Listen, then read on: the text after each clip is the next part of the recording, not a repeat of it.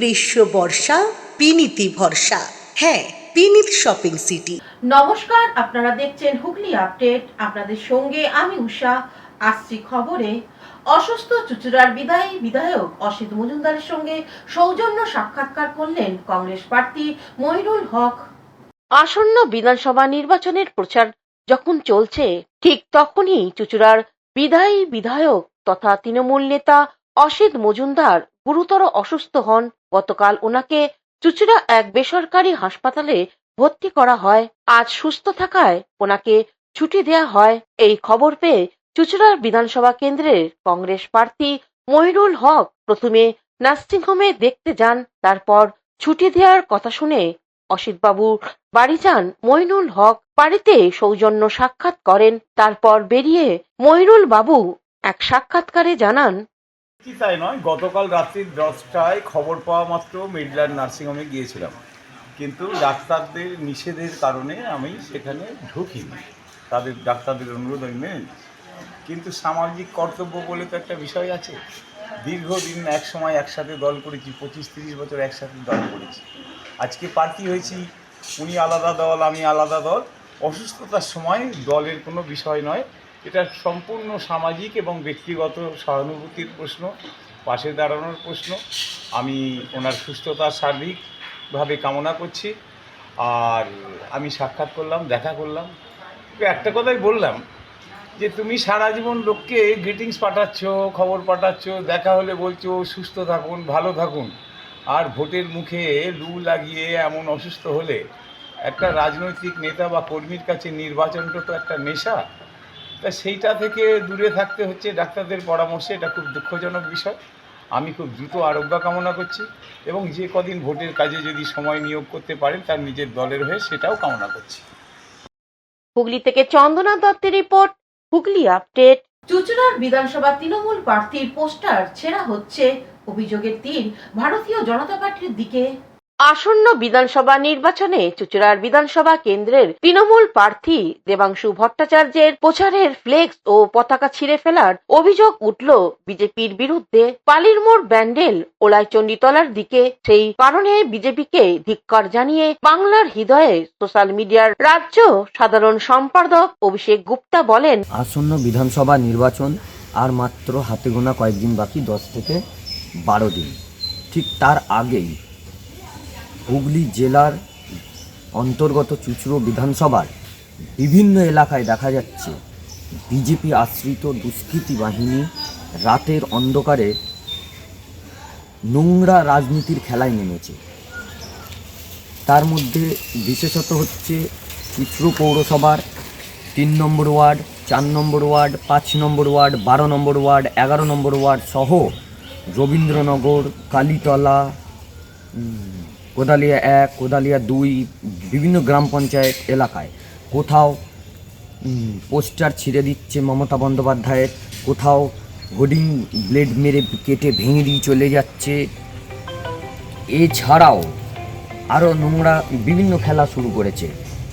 কোথাও আবার দেখা যাচ্ছে বাংলার জননেত্রী মমতা বন্দ্যোপাধ্যায়ের পোস্টারে যে রয়েছে সেই মমতা বন্দ্যোপাধ্যায়ের মুখের উপর, অভিষেক বন্দ্যোপাধ্যায়ের মুখের উপরে একের পর এক বিজেপি যে প্রার্থী আছে চুঁচুড়ার সেই সুবীর নাগের পোস্টার মেরে দিচ্ছে। এই নোংরা রাজনীতির খেলায় নেমেছে। তাই বিজেপির আশ্রিত যে দুষ্কৃতী বাহিনী রাতের অন্ধকারে এগুলো করছে, তাদেরকে একটাই কথা, একটাই হুঁশিয়ারি দিতে চাই, আপনারা মাঠে ময়দানে নেমে আন্দোলনের লড়াইতে থাকুন। মানুষ উন্নয়নের নিরিখে ভোট দেবে না আপনাদের খেলা দেখে ভোট দেবে সেটা দেখুন। কিন্তু যদি এই ধরনের নোংরা রাজনীতির খেলা শুরু করেন তাহলে কিন্তু বিজেপির মানুষদের উপরেও অনেক কিছু ঘটনা ঘটতে পারে। তৃণমূলের ছেলেরা, কর্মীরা কেউ কিন্তু হাতে চুড়ি পরে বসে থাকবে না, দেখবেন। Bureau report, Hooghly update. হুগলির পান্ডুয়া ও বর্ধমানের মেমারিতে নির্বাচনী প্রচার করলেন তৃণমূল কংগ্রেসের সাধারণ সম্পাদক অভিষেক ব্যানার্জি। রাজ্যের নির্বাচনের দিন ঘোষণা হয়ে গেছে। এবারে 2 দফায় নির্বাচনের দিন ঘোষণা করেছে নির্বাচন কমিশন। 23শে এপ্রিল এবং দ্বিতীয় 29শে এপ্রিল রাজ্যের বিভিন্ন জায়গায় আগামী 29শে এপ্রিল হুগলি জেলায় ভোট। আর সেই ভোট উপলক্ষেই হুগলির পান্ডুয়ায় তৃণমূল কংগ্রেসের পক্ষ থেকে পান্ডুয়া বিধানসভায় প্রার্থী হয়েছেন সমীর চক্রবর্তী। আর তারই সমর্থনে হুগলির পান্ডুয়া ব্লকে কোহিনুর রাইস মিলে এক জনসভার আয়োজন করা হয় তৃণমূল কংগ্রেসের পক্ষ থেকে, যেখানে প্রধান বক্তা হিসেবে উপস্থিত হয়েছিলেন তৃণমূল কংগ্রেসের সর্বভারতীয় সাধারণ সম্পাদক অভিষেক ব্যানার্জি। এদিনের সভা মঞ্চ থেকে তিনি দলীয় কর্মীদের উদ্দেশ্যে নানান বার্তা তুলে ধরলেন। যারা আলু চাষ করেন 2024 সালে যে সারটা আপনারা ব্যবহার করেন সেই সারের নাম এনপিকে 10-26-26, যার দাম ছিল 1450 টাকা 2024 সালে, আজকে তার দাম 1880 টাকা। সারের দাম রাজ্য সরকার ঠিক করে না, সারের দাম কেন্দ্র সরকার ঠিক করে। নরেন্দ্র মোদী সরকারকে আমি অনুরোধ করব, কৃষকদের জন্য কুম্ভীর অশ্রু না ঝরিয়ে আপনি সারের দাম কমান। যে বস্তাটা নাইলনের বস্তা 8 টাকা দাম ছিল, আজকে সেই বস্তার দাম 24 টাকা 25 টাকা করে দিয়েছে, আর বিক্রি করে উত্তরপ্রদেশ, বিহার আর গুজরাট আর মধ্যপ্রদেশের এজেন্সি। তৃণমূলের second in command Abhishek Banerjee এসেছিলেন ভূতনাথ মালিকের সমর্থনে সভা করতে। পুরো মাঠ ঠিক ঠিক করছে লোক, শুধু মানুষের মাথা, আর চলছে জয় বাংলা ধ্বনির গর্জন। অভিষেক ব্যানার্জির নামে, মমতা ব্যানার্জির নামে চলছে জয়ের ধ্বনি। মেহমুদ খান ও ভূতনাথ মালিকেরও নামও বাদ নাই। এই উচ্ছ্বাস প্রমাণ করছে ভূতনাথ মালিকের জয় শুধু সময়ের অপেক্ষা। মঞ্চে চাঁদের হাট উপস্থিত সিদ্দিকুল্লাহ চৌধুরী, রাসবিহারী হালদার, সাংসদ ডাক্তার শর্মিলা সরকার, স্বরাজ ঘোষ, গার্গী নাহাল, মোহাম্মদ ইসমাইল, রিনা মুন্সি, সন্দীপ বসু, দেবু টুডু, শাহাবুদ্দিন মণ্ডল, তারক টুডু, অতনু নায়েক সহ জেলার সব শাখা, ব্লকে সমস্ত শাখা সংগঠনের সভাপতি, সকল অঞ্চল সভাপতি সহ অন্যান্যরা আরো আছেন। জামালপুরে সকলের প্রিয় প্রার্থী ভূতনাথ মালিক ও মধ্যমণি ব্লক সভাপতি মেহমুদ খান হাত নাড়তে নাড়তে মঞ্চে আসেন। মঞ্চে আসার পর বক্তব্য রাখেন অভিষেক ব্যানার্জি। যে ভূতনাথ মালিক ইংলিশে MA এবং খুব দক্ষ ছেলে এবং সাধারণ মানুষের পাশে থাকে। যখন লকডাউন হয়েছিল তখন আমরা একটা হেল্পলাইন খুলেছিলাম। আমি এবং ভূতনাথ মালিক এবং প্রত্যেকটা অঞ্চলের সভাপতি, উইংসের সভাপতি, সকলে মিলে আমরা কিন্তু সকলেই একটা NGOর মাধ্যমে 10,000 মানুষের বাড়িতে পৌঁছেছিলাম। সেখানে আমাদের তাবারক ছিল, আমাদের যুব সভাপতি উত্তম হাজারি ছিল, প্রত্যেকটা অঞ্চল প্রধান উপপ্রধান সকলকে নিয়ে মানুষের পাশে থেকেছি, উনিও থেকেছেন। সেই ক্ষেত্রে দল মনে করেছে এবং সাধারণ মানুষের হয়তো চোখের জল মোছাতে পারবে, সেই ক্ষেত্রে দুহাত ভরে আশীর্বাদ করবেন সাধারণ মানুষ ভূতনাথ মালিককে। সেই জায়গায় দাঁড়িয়ে গতবারের থেকে কি লিডার সংখ্যা বাড়বে বা কত আশা করছেন? আশা করা যায়।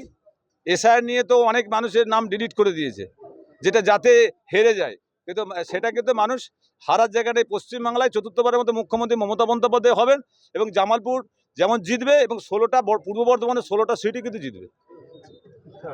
পান্ডুয়া থেকে সুমন চক্রবর্তী এবং মেমারি থেকে আশিস কুমার ঘোষের রিপোর্ট, হুগলি আপডেট। এই মুহূর্তে সবচাইতে বড় খবর, হুগলি জেলার খানাকুলির প্রস্তরের নজির গড়লেন ফতেমা খাতুন। CBSE বোর্ডের মাধ্যমিক পরীক্ষায় তিনি অল ইন্ডিয়া র্যাঙ্ক 7 অর্জন করেছেন। তিনি পড়াশোনা করে ব্লুমিং বার্ড স্কুল আদি সপ্তগ্রাম হুগলিতে।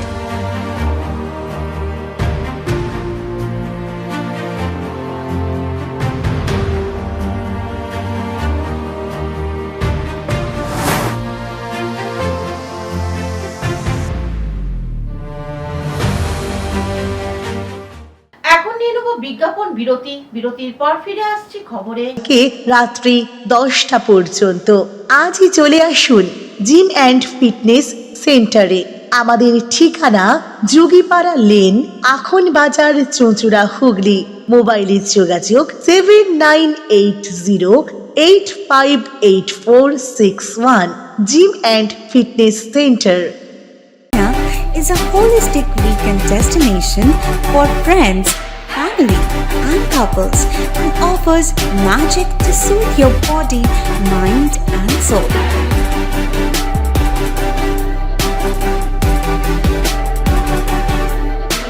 Aqua Marina, your customized magician. Welcome aboard and see the magic unfold. Amala nursing home. Enjoy a weekend at Vedam, the paradise of peace. A home away from home.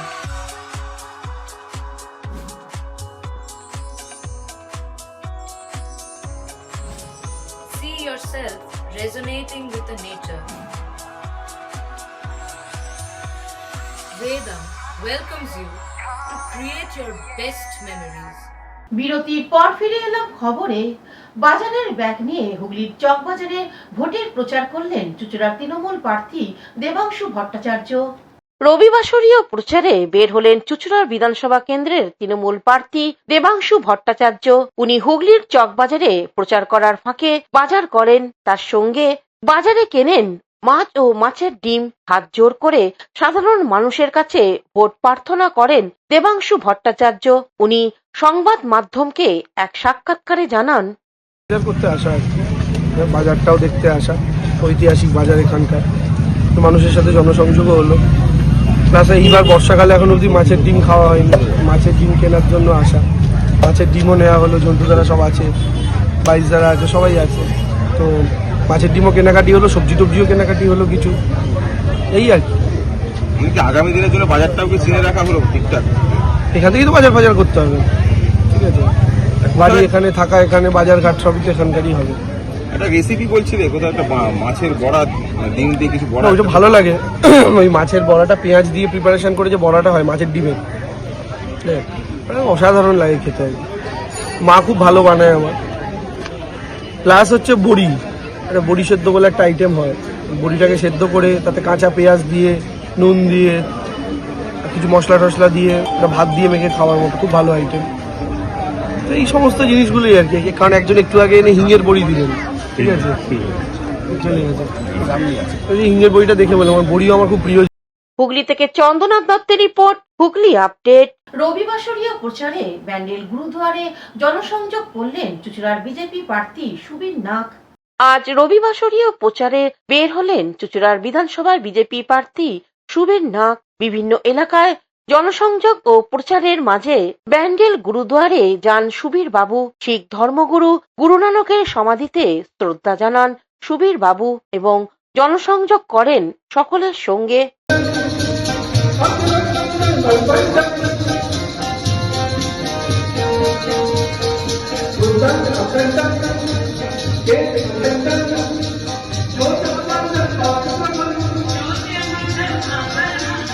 Hooghly থেকে চন্দ্রনাথ দত্তের report, Hooghly update. অসম্ভবকে সম্ভব করে দেখালো তারকেশ্বরে হ্যালোবট AI and robotic centre. গত 11 ও 12 April 2026 তারিখে ব্যাঙ্গালোরে গীতম বিশ্ববিদ্যালয়ে অনুষ্ঠিত বিশ্বের বৃহত্তম কোডিং অ্যান্ড এআই প্রতিযোগিতা কন্ডেভার 7.0 ইন্টারন্যাশনালের জাতীয় স্তরের অভাবনীয় সাফল্য অর্জন করেছে এই কেন্দ্রের শিক্ষার্থীরা। ভারতে 23টি রাজ্য থেকে আসা প্রায় 650 জনেরও বেশি প্রতিযোগীর মধ্যে নিজেদের শ্রেষ্ঠত্ব প্রমাণ করে তারা এই গৌরব ছিনিয়ে নিয়েছে। তারকেশ্বর কেন্দ্র থেকে মোট 6 জন শিক্ষার্থী এই কঠিন লড়াইয়ে অংশ নিয়েছিল।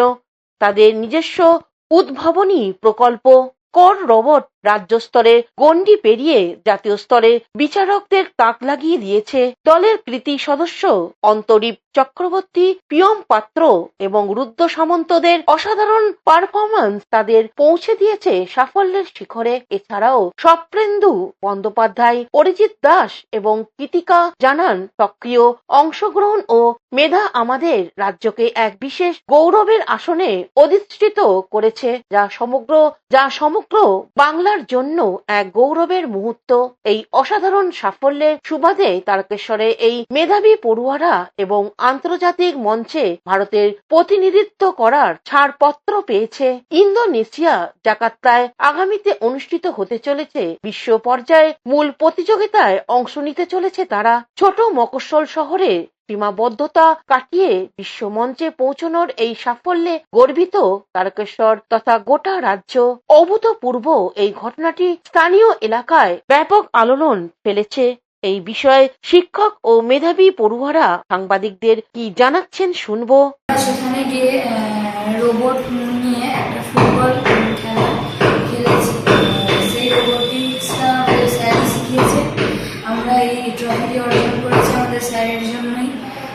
তার জন্য আমরা ওখানে গিয়ে 23টি রাজ্যের মধ্যে আমরা থার্ড রানার আপ হয়ে আমরা তারকেশ্বরের নাম উজ্জ্বল করেছি। আমরা এআই নিয়ে ভবিষ্যতে আরো ভালো রিসার্চ করতে আরো বেশি জানতে চাই। অবশ্যই আমাদের তারকেশ্বরের এবং শুধু তারকেশ্বর না, আমাদের পশ্চিমবঙ্গের কাছে একটা গর্বের খবর, কারণ এতগুলো রাজ্য থেকে আমাদের অনেক প্রায় 23টা রাজ্য 650 জনের বেশি স্টুডেন্ট এই বড় একটা অনুষ্ঠানে অংশগ্রহণ করেছিল। সেখানে তারকেশ্বর থেকে আমাদের এরকম একটা প্রত্যন্ত জায়গা থেকে গিয়ে আমরা সেখান থেকে একটা ফাইনালে একটা সুযোগ অর্জন করেছি এবং একবার ইন্টারন্যাশনালি আমরা জাকার্তা যেতে পারছি, এটা আমাদের কাছে সত্যি বিশাল একটা গর্বের। আমার ছাত্রছাত্রীরা খুব সুন্দর ওখানে পারফর্ম করেছে এবং তারা তাদের যোগ্যতা দেখিয়ে আজকে এই জায়গায় পৌঁছতে পেরেছে, এটা সত্যি একটা আমাদের কাছে বিশাল গর্ব। হুগলি তারকেশ্বর থেকে আশিস কুমার ঘোষের রিপোর্ট, হুগলি আপডেট। এখনকার মতন খবর এই পর্যন্তই। প্রতিদিন দেখুন হুগলি আপডেট। নমস্কার।